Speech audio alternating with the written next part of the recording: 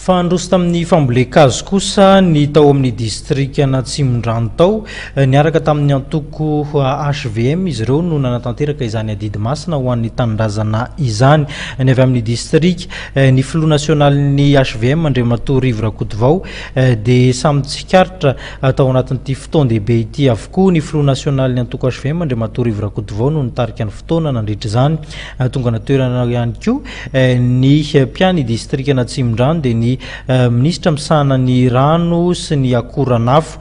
zanakazo anarivony maro no nizahana novolena tao anatina velaran-tany midadasika ary ny tanjona tao anatin'izy ity dia nisin'ny firaisan-kina ary andresena lahatra ihany koa ireo mbola tsy mitovy firehana amin'ny mpikambana eo anivon'ny antoko HVM. Nanoto vakana izay fambolekazo zay satria ao anatin'ny vanim-potoanan'ny fahavaratra sika isany amin'izany ihany koa ny ministera sy ny orinasa samihafa omaly ohatra zao dia ny avy eo anivon'ny positra malagasy izay orinasa mpanjakana ihany koa dia nindroso tao anatin'ny fambolekazo rahantsika an-tsara avy hatrany zany. Mahery 500 ireo zanakazy novolen'ny fianakaviamben'ny positra malagasy teny Université Atosika omaly raha toka arivo izany tamin'ny taondasy. Ny poivre rouge no nifidian'izy ireo izay azo matanjaka no mora maniry. Nosoritan'ny télé général ny positra malagasy fa zava-dehibe ny hetsika fambolekazo toy izao. Ao anatin'ny programan'ny filoham-pirenena mihitsy azy hoe sady amin'ny teo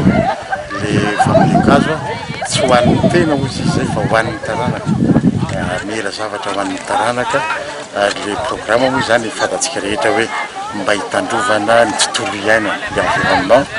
dia nofotany tsy ho lasandrika dia mba hisy foana ny ala eto amintsika tsy ho lany ny azo rehetrrehetra zay zany ny anaovana zao ary ny positra malagasy amin'ny maha orinasa mpanjakana azy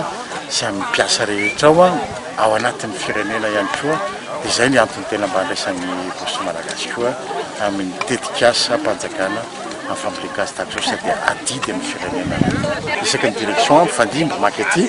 isam-bolana manara-maso an'ilay zanakazo dia raha ohatra ka misy maty dia soloina ireo zanakazo maty keny mba ho zato isan-jato izany ny maniry. Ny tamin'ny herintaona zao ohatra dia eo amin'ny 70 isan-jato teo naniry daholo dia amin'ity hazana mba tsy hisy mihitsy izay 10 isan-jato tsy naniry zay fa mba ho aniry daholo izy rehetrrehetra ny fotoan'ity. 50 sy 700 eo ireo mpiasan'ny positra nanatanteraka izany fambolekazo izany. Raha ity taona 20 sy 20 ity indray no resahana dia taona fanohizana ny fisandratana araka ny voalazan'ny filoham-pirenena Erazona Mampianina. Misy ny ezaka ataon'ny positra malagasy ary efa miverina ny fahatokisana atao amin'izao.